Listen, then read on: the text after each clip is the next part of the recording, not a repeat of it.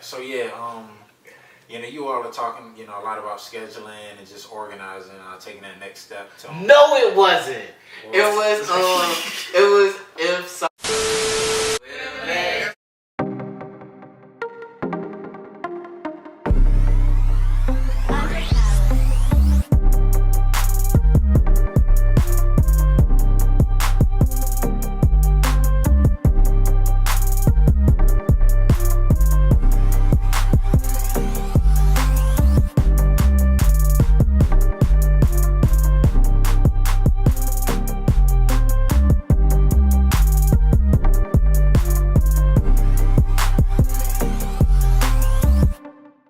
What's good, y'all? We're TheMix. And hey, welcome back to season 3. You already know what it is. We're interviewing one of the most talented media correspondents in the 757, a Howard University graduate. Everybody give it up to my man, Drew.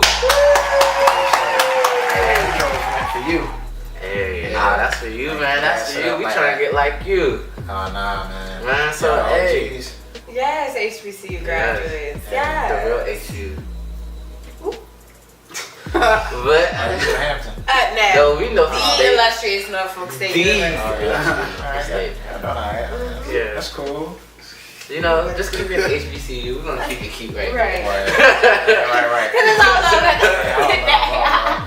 Alright, so Drew, tell us what Tidewater Waves is like. What is that? Well, Tidewater Waves is basically a platform. It's a marketing and media platform. On the marketing side, we provide different services like graphic design, different advertising campaigns tailored towards different brands. On the media side, we have basically different content running through the platform on streaming on YouTube. So yeah. All right. So when did you start it, and when did you know man, this really is what I want to do? Well, I started it about 6 months ago. Yeah, it just really started real small with the intent of, doing, like I said, marketing. I have a background in graphic design. So we decided to bring in the media side of things. We found a studio right downtown Norfolk. Shout out to Slover Library. Shout out to Slover. Yeah, my for job. So the idea came about, we really saw a void in the market, just in terms of it's a lot of talent out here, but not too many media platforms like you all, showcasing that. So. Okay. What did you study at Howard? Advertising. Oh, okay. Yeah. So how many people are involved in your organization? It's just me that runs Tidewater Waves, but in collaboration, with there's a few people in and out, that run different, episodes or content of their shows through the platform. So. Do you want to bring in your own personal team necessarily? Yeah, I'm always looking to collaborate. It's just kind of open. If people hit me up, they got something they can bring to the table, and I'm all for that. But I don't really have anybody that I'm seeking out right now. Okay. It's just kind of like I said, working with a few people that have hit me up. I've hit up. It's like, look, let's collab. Make something happen. What do you see for the future of this? As in I guess short-term goals, but then the next year or two, and then long-term goals. Okay, how short? I say a year. Months? A year. Okay. 6 months to a year. Word, okay. Well, really, just trying to expand. I'm trying to get like y'all, like I said. Get all them subscribers. Just really, expand, to different studios, get my own equipment, start, doing, shooting different forms of content outside of the studio. And just really connecting and bringing together, facilitating the togetherness that's really kind of coming about in Virginia right now. Collaborating with different people, so bring some more unity. Yeah, the sky's the limit. Okay, so you said that you collab with a lot of people that hit you up. What are some segments that on the YouTube channel? Because we subscribe and we see the reinsurance, we see so many different segments within Tidewater Waves. Can you name just a few for the audience? Yeah, with Resurgence, that's the one that I host. Interview series. It's kind of like Vlad TV, DJ Small Eyes. It's focused on the interviewee. Okay. I guess you could say we have Culture Creek Television. That's more like a Tidewater Waves. That's a platform in its own. We just decided to collaborate on my platform. And that's just really like, well, he has an interview series, shout out to Piece of Blue, called Grind, Getting Rich, I'm Not Dreaming. And that's basically kind of like mine, but it's, more so tailored towards, what the interviewee is, grinding and doing with their life. We got, a couple countdowns coming soon. I want to speak on those two soon, but shout out to Piece of Blue, Queens Grind Harder. A couple past content, we're working on future segments. Po Boy TV, shout out to Po Boy and Tro Boy. Also, Duran, he's an artist who has content running through the platform called The Show.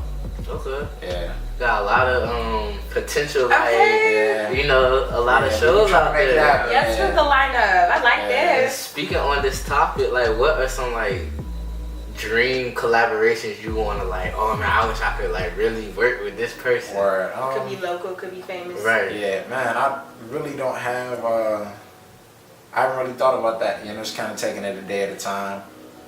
Just whoever really, whoever makes sense. I don't want to, kind of marginalize it to one person or segment, but, just kind of take it and see where it can go. Okay. Yeah. So, as a black man in media, do you feel like it's a void for people of color to be in media? Like, we have BET and all that, but do you think, like, from mainstream, do you think it's like a void for, like, our culture to be, connecting to that mainstream surface? Yeah, I feel like traditionally it has been, of course, in the past. But I think, now things are starting to kind of open up, be a little more community oriented. We have social media, we have people, making their own lanes, Right. Twitter, so it's just really down to the hustle. Of course, traditionally I would say that, there has been that kind of, lockout for, people of color or just certain communities. But, I feel like now is a great time for those communities to, get their shine and step in front of the spotlight. Yeah. Hey, that's what's up, man.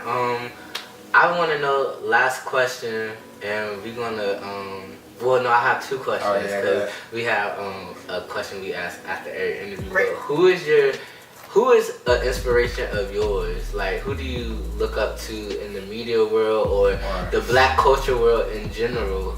I would say Diddy. I wouldn't really say that's somebody I look up to per se, but just his work ethic and his mold, what he did with Revolt TV, and it's doing a lot of different brands, really kind of trying to tailor the Tidewater Waves around that. Okay. Just in terms of, like I said, not marginalizing the company, but just really taking on different brands. So, aside from media, trying to get into, whether it be, food, cuisine, any of that. Yeah. Never box yourself in. Yeah. A little power connection for Yeah, right. Yeah. Cute. Exactly. That was cute. Yeah. Exactly. So, go ahead. No, because I was just saying, like, you wanted to do, like, Revolt TV, and I'm seeing that because I'm just figuring out, like, the Breakfast Club, that's sponsored by Revolt TV. Oh, yeah. So I didn't even know that until, like, so I can see where you're trying to go, like, your segment and the Ron segment and Po Boy segment, so I see that. Yeah, eventually on my segments, I'm not gonna say end, but it's I'll be dropping videos like that.